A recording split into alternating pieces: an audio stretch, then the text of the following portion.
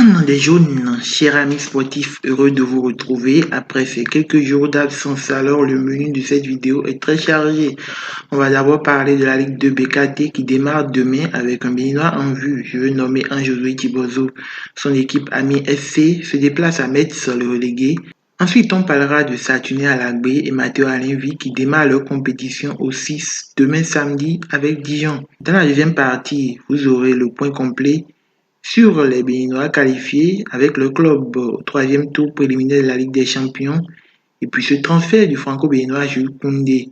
Dans la troisième partie et dernière, nous parlerons de la team nationale avec cette troisième journée des éliminatoires reportée en 2023. Il sera aussi question des écureuils locaux qui affrontent ce week-end leurs homologues gagnants pour le match retour du premier tour des éliminatoires du championnat d'Afrique des Nations CHAN Algérie 2023.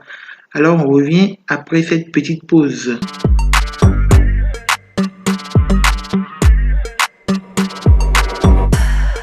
Si vous venez de découvrir la chaîne, n'oubliez pas de vous abonner et d'activer la cloche de notification.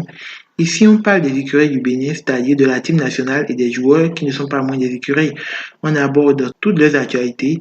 Alors, si vous êtes un passionné des jaunes, c'est ici que vous devez être le plus souvent pour ne rien rater de leurs actualités. Comme je vous l'indiquais dans le sommaire, la Ligue 2 démarre ce week-end avec Amiens SC du Béninois Anjosué Tibozo qui se déplace à Metz, l'une des équipes reléguées la saison dernière à cet échelon du championnat français. Tibozo, qui a rejoint les Picards il y a quelques semaines, va certainement faire son baptême de feu demain samedi. L'SCA, buteur des U19 de la Juventus Turin, découvrira un tout nouveau championnat après l'Italie et il est très attendu et suscite déjà une certaine crainte à l'adversaire de demain. En effet, un journal messin l'a présenté comme l'un des joueurs à suivre dans ce match, mais aussi tout au long de la saison.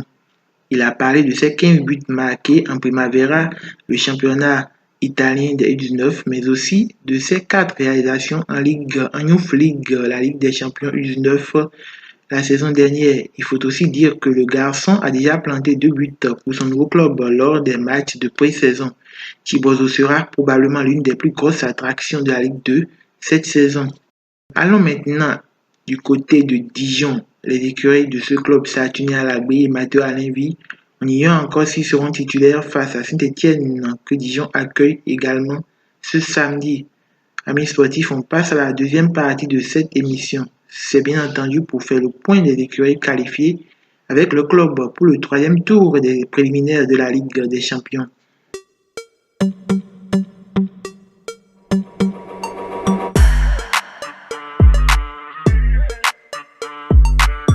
Il faut déjà tout de suite vous dire qu'ils étaient 3 à essayer de passer ce tour avec leur club.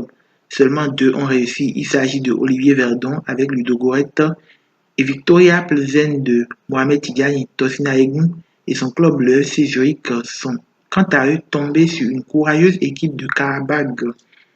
Les Aziris filent donc au troisième tour après avoir pris l'avantage sur le champion de Suisse en titre lors de la double confrontation. Battu 3-2 à l'aller, les coéquipiers de Tosin devraient gagner à tout prix le match retour, mais ils n'ont mieux fait qu'un nul 2-2 qui les élimine donc.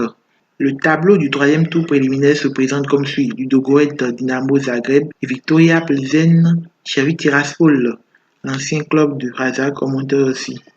Parlons maintenant de Jules Koundé. Pour ceux qui ne le connaissent pas, c'était cet international français d'origine béninoise qui était jusqu'à récemment un des défenseurs du FC Séville en Espagne. Eh bien, figurez-vous qu'il a changé de club. Le joueur entre-temps annoncé chez les Blues de Chelsea, Jules Koundé va finalement rester en Espagne, mais pas au FC Séville.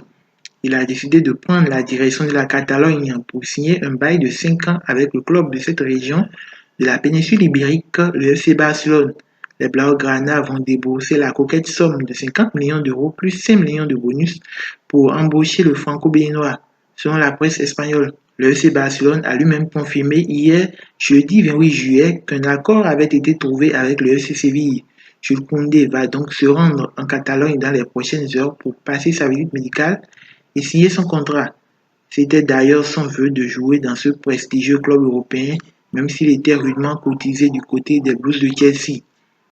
De toutes les façons, le joueur a décidé de poursuivre sa carrière dans un championnat qu'il connaît très bien, Ce transfert va certainement marquer un tournant dans la carrière de Koundé, surtout chez les Bleus, lui qui ne compte que 11 sélections en équipe de France. Il avait longtemps joué chez les espoirs et caressait tout comme joueur de cette catégorie l'espoir d'être un jour convoqué par Didier Deschamps. C'est fait depuis un moment et l'ancien Bordelais pourrait, s'il continue de performer, s'assurer une place dans l'équipe qui jouera dans quelques mois la Coupe du Monde au Qatar. Alors, fans des écureuils, on aborde la troisième et dernière partie de l'émission consacrée aux écureuils du Bénin. Il se dit que la troisième journée des éliminatoires de la CAN Côte d'Ivoire 2023 a été reportée en mars 2023 après le décalage du démarrage du tournoi de juin 2023 à janvier 2024. En tout cas, c'est le journaliste de Canal+, Malik Traoré, qui le dit dans un tweet. Je suis allé sur la page de la CAF, il n'y a encore rien de tel, donc wait and see. Si l'info se confirmait, les écureuils ne vont donc pas jouer le Rwanda en septembre prochain. Passons maintenant aux locaux qui jouent ce week-end contre les Black Galaxy du Ghana à Cotonou. Ils avaient été battus au match aller 3-0. Si les poulains de Moussa Latouni veulent se qualifier, il leur faut une large victoire par 4 buts d'écart à Cotonou. On croise les doigts pour eux. Amis sportifs, c'est la fin de cette émission. Si vous avez aimé, décochez un pouce bleu et partagez la vidéo. Pour ceux qui ne sont pas encore abonnés, abonnez-vous. On se retrouve très vite pour le point des performances de nos écureuils en club, mais aussi des locaux qui jouent ce week-end. À très vite donc. Ciao, ciao.